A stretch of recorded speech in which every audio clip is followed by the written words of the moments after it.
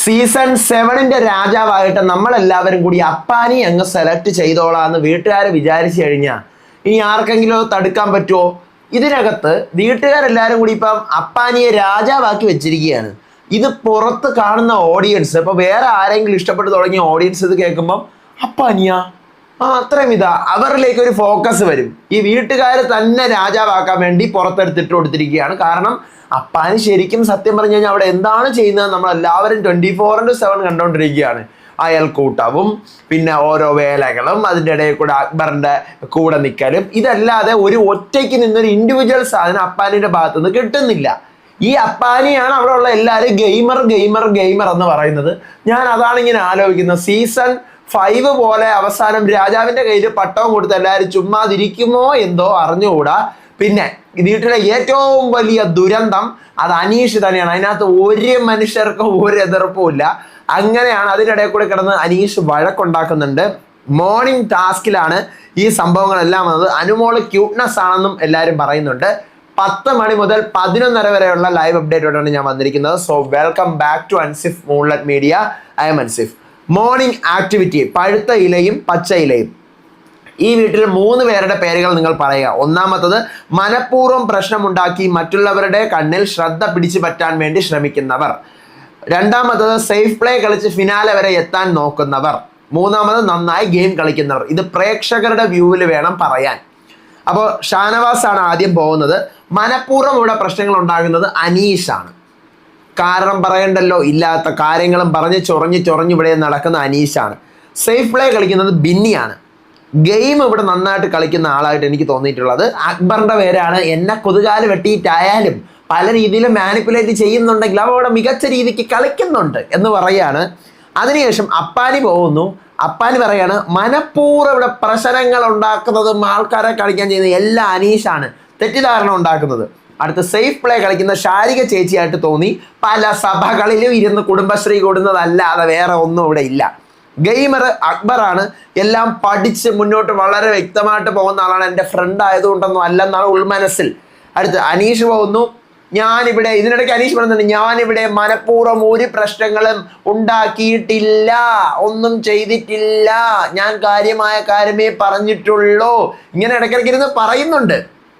എന്നിട്ട് അനീഷ് പറയുന്നത് ഇവിടെ മനഃപൂർവ്വം ഏറ്റവും കൂടുതൽ പ്രശ്നമുണ്ടാക്കുന്നത് ഷാനവാസാണ്. ഷാനവാസിനെയാണ് പറയുന്നത്. സേഫ് ഗെയിം ശൈത്യ.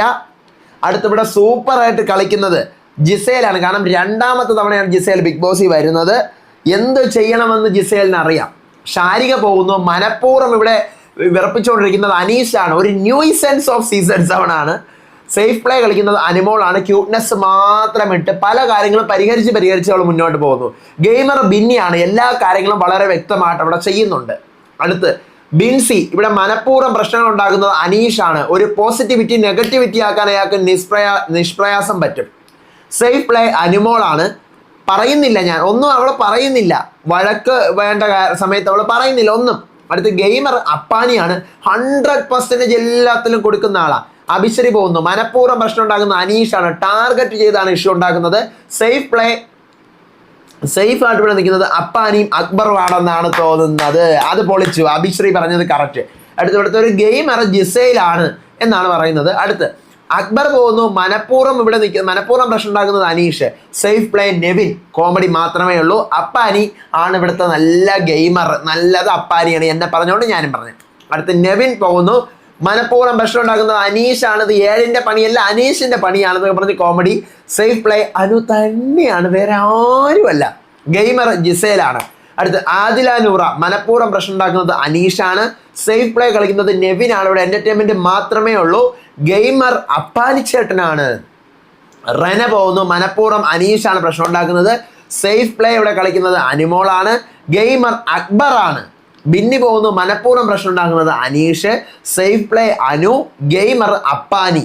അനുവിന്റെ പേര് എല്ലാവരും ക്യൂട്ട്നസ് അങ്ങനെയാണ് പോകുന്നത്.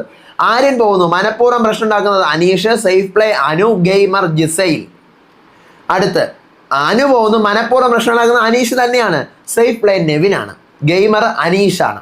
ഗെയിമറും അനീഷാണെന്നാണ് അനു പറയുന്നത്. ഗെയിമറും അനീഷ് തന്നെയാണ്. ശൈത്യം പോകുന്നു. മനഃപൂർവ്വം പ്രശ്നം ഉണ്ടാക്കുന്നത് അനീഷാണ്. സേഫ് പ്ലേ കളിക്കുന്നത് നെവിനാണ്. ഇവിടുത്തെ ഗെയിമർ അഭിശ്രീയാണ്. അത് എനിക്ക് ഇഷ്ടപ്പെട്ടു. ശൈത്യ പറഞ്ഞ പോലെ അഭിശ്രീ ഒരു സൂപ്പർ ഗെയിമറാണ്. കാരണം ഈ ഇരുന്നുകൊണ്ട് എല്ലാം വീക്ഷിക്കുകയും ടാസ്ക് വൈസ് ഒരു ടാസ്ക് ബീസ്റ്റ് ആവാൻ സാധ്യതയുണ്ട് അഭിശ്രീ ഈ സീസണിൽ. എനിക്ക് അങ്ങനെ തോന്നുന്നു. ടാസ്ക് ബീസ്റ്റ് മീൻസ് ടാസ്കുകളിലെല്ലാം തന്നെ ഏറ്റവും കൂടുതൽ മുന്നിട്ട് നിൽക്കുന്ന, അല്ലെങ്കിൽ മീൻസ് മാക്സിമം ഫിസിക്കൽ എഫേർട്ട് ഇട്ട് ചെയ്യുന്ന ഒരാൾ. അത് അയാളുടെ ലിമിറ്റേഷൻസ് കൂടി ഇട്ട് ചെയ്യുവാണെങ്കിൽ അതൊരു സൂപ്പർ ആയിട്ട് മാറും. So I think he will be the task beast of season 7. നോക്കാം. രേണു പോകുന്നു. മനഃപൂർവ്വം പ്രശ്നമാക്കുന്നത് അനീഷ് തന്നെയാണ്. സേഫ് പ്ലേ നെവിനാണ്. ഗെയിമർ ആദില നൂറയാണ്. അടുത്ത് ജിസേൽ പോകുന്നു. മനഃപൂർവ്വം പ്രശ്നം ഉണ്ടാക്കുന്ന ഒരു അനീഷാണ്. സേഫ് പ്ലേ അനു ആണ്. അവൾക്ക് ഇങ്ങനെ കൂട്ട്നെസ് ഇങ്ങനെ ഇട്ടുകൊണ്ടിരിക്കും. കൂട്ട്നെസ് ഗെയിമർ അക്ബരും അരിനും ആണെന്നാണ് എനിക്ക് തോന്നിയത്. സരിക പോകുന്നു. അനീഷാണ് ഇവിടെ പ്രശ്നങ്ങൾ ഉണ്ടാക്കാൻ നോക്കുന്നത്. Safe play Anu. ഗെയിമർ അഭിശ്രീയും നെവിനുമാണ് എന്നെ അതിനകത്ത് സഹായിച്ചത് കൊണ്ടല്ല, അവർ സൂപ്പർ പ്ലേ ചെയ്തിട്ടുണ്ട്. ഒനിയിൽ പോകുന്നു. മനഃപൂർവ്വം അനീഷ്, എന്ത് സംശയം. Safe play Anu. Gamer Gizele എന്നിങ്ങനെ പറയുന്നു. ഇതിനകത്ത് ഈ ടാസ്ക് കഴിയുമ്പോൾ ഏറ്റവും കൂടുതൽ ആൾക്കാർ മനഃപൂർവ്വം ഈ വീട്ടിൽ പ്രശ്നങ്ങൾ ഉണ്ടാക്കി പ്രേക്ഷകരെ തെറ്റിദ്ധരിപ്പിച്ച് ഫിനാലെ വരെ എത്താനായിട്ട് കണ്ണിപ്പൊടിയിട്ട് കണ്ടന്റ് ഉണ്ടാക്കി ശ്രദ്ധയിൽപ്പെടാൻ നടക്കുന്നത് അനീഷ് തന്നെയാണ്. ഒരാളുടെ ഒപ്പീനിയനിൽ പോലും അതിൽ മാറ്റമില്ല.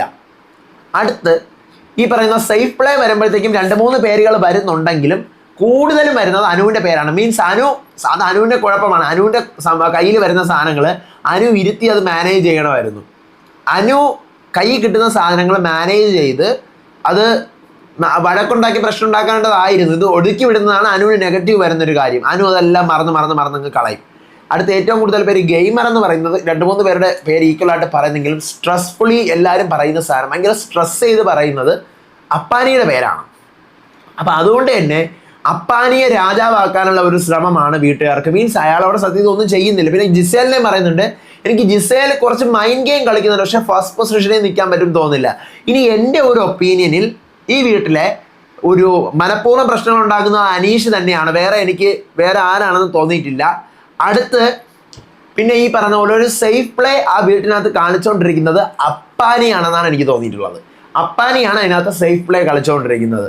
ഒരു ഗെയിമർ എന്ന് പറയാൻ എനിക്കതിനകത്ത് സ്പെഷ്യലി ആരെയും ഇതുവരെ ആ ഒരു പൊസിഷനിലോട്ട് എത്തിയിട്ടില്ല. മീൻസ് ഭയങ്കര ഗെയിമർ മീൻസ് എല്ലാ ക്വാളിറ്റിയും ഉള്ള ഒരാളാണ് ഒരു ഗെയിമർ. അങ്ങനത്തെ ഒരാൾ നമ്മൾ ഈ സീസണിൽ നോക്കുമ്പോഴത്തേക്കും ഒരു ബിന്നി ചിലപ്പോൾ കയറി വരാം, അഭിശ്രീ ചിലപ്പോൾ കയറി വരാം, ഷാനവാസ്, ഇവർ 3 പേരിൽ ആരെങ്കിലും ആയിരിക്കും കയറി വരാൻ നിലവിലെ സാധ്യത ഉള്ളത്. വേറെ ആരെയും എനിക്കങ്ങനെ ഗെയിമറായിട്ട് ഫീൽ ചെയ്തിട്ടില്ല. ഇവരിലും ഇല്ല, എന്നാലും കയറി വരാനുള്ള ഒരു സാധ്യത ഈ 3 പേരിൽ കാണുന്നുണ്ട്. അത്രേ ഉള്ളൂ. അപ്പോൾ അടുത്ത ലൈവ് അപ്ഡേറ്റ് വിശേഷമായിട്ട് വരാം. അതുവരേക്കും ബൈ.